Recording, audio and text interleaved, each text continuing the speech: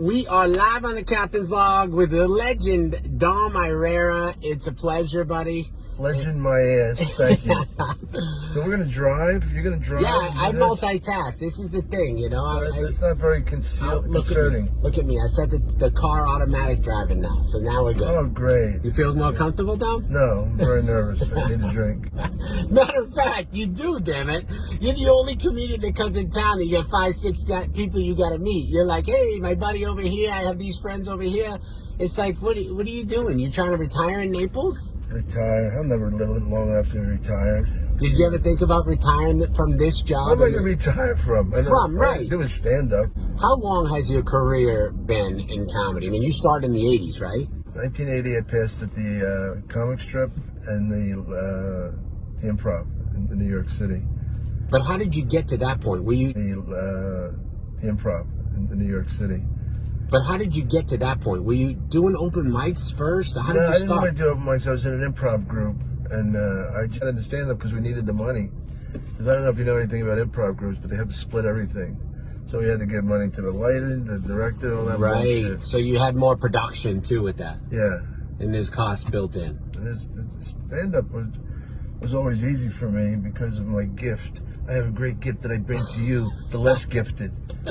You have the gift of gab, right? Did you have that in school, like growing up too? Yeah, I was funny in school. The first time I did stand-up I was in first grade, and this nun says, "So you think you're funny? See how funny you are in front of the 8th graders." She was trying to intimidate me. I go upstairs. The desk was this high on me. There was such a run. And I did well. I worked clean. Wait, you were trying to do your stick in her first grade class, and she called you out. She heckled you. She said, "You think you're so funny? Let's go up to the 8th grade." They were trying to intimidate me. My cousins were in the 8th grade, and they go, "Oh no, what's he up to now?" But I really did a good set. Yeah. It's not a set, Dom. You're in first grade. You're in school. I know, but, you know. You called it a set then. Like, who was your inspiration back then, though? How did you know you wanted to be a stand-up? I just related to those guys. I would see them on television, and, you know, Milton Berle and all those guys. Yep. I just thought, what a cool job. Was it Red Fox? Was that Red Fox his kids couldn't get his albums. Like, my uncles would go up and they'd lock a door and they'd listen to Red Fox. How do you always stay relevant? Like, you've been doing it for so long, and is it because you're, like, in the scene, in the comedy scene, and kind of like... I'm very lucky, you know, like, the young guys watch my back. They always... I had Bill Burr and Rogan on Joe's podcast talking about how relevant all this shit that I am, and it made me feel so good that these two big comedians and buddies of mine would say such nice things about a bitter old Guinea Bez. What's your most memorable experience in this industry? Besides the broads. One of the gigs I've done is like, I was at the Opera House in Sydney twice. Wow. I was up on stage the second time. I was really appreciating it, you know, and I was thinking, I'm at the Opera House. There's only one person in this whole place that's doing it. It's me right now for this 10, 20 minutes. That's right. That's so fucking cool. And a lot of, like, I opened for Cher for years, and we were at Madison Square Garden. Wait, you opened for Cher? You didn't know that? I don't think I ever knew that. Was she a diva, or was she really nice? Oh, she was really nice to me. But she roughed it, like... No, she shows up and she's polite to everyone? Never said a word. Like, she never told me... The only joke she didn't like was... The one thing you don't want to hear your girlfriend say when you're watching pornography is, "Now that's a cock." She came in and told you don't say that? She goes, "What do you mean that's a cock? You can't say that in front of my audience."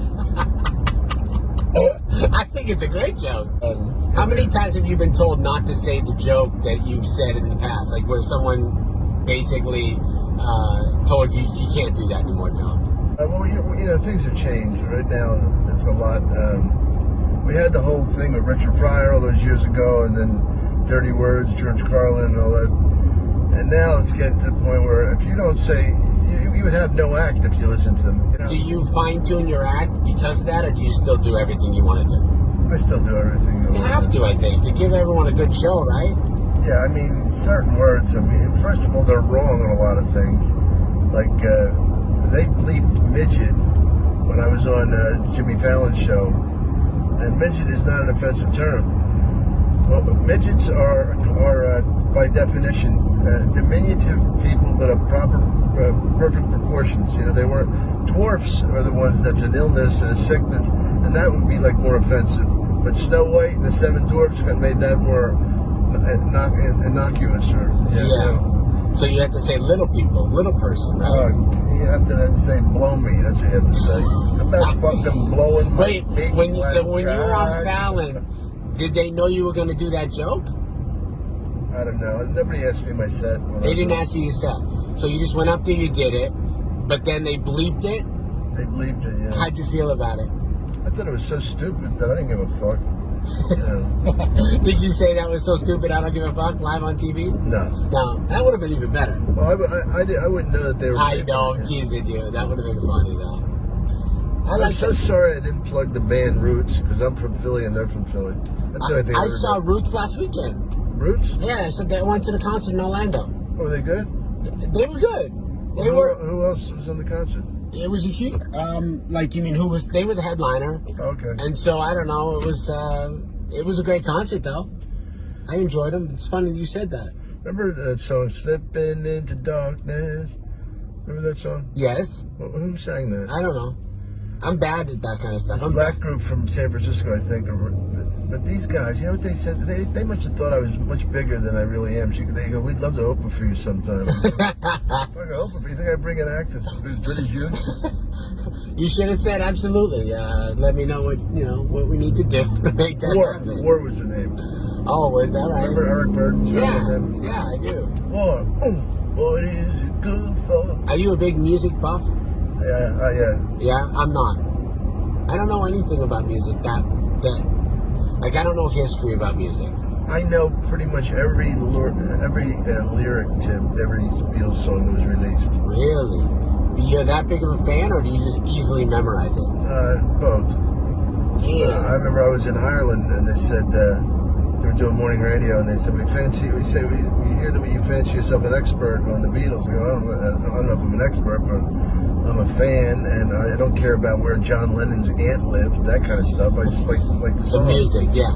Then they tried to stump me, and maybe somebody will call in and tell. Do you ever call in? Not right now because we're driving. You already yelled at me for doing a lot of other things. Be careful when you're talking like that. Well, that's what I'm saying. I mean, every time I try to do something, you're on edge, Dom. You're on edge. Would you be on edge if this fucking guy's driving and looking at me? I'm not looking. I'm looking at the road. I'm a good multitasker, though, I have to admit. I am very good.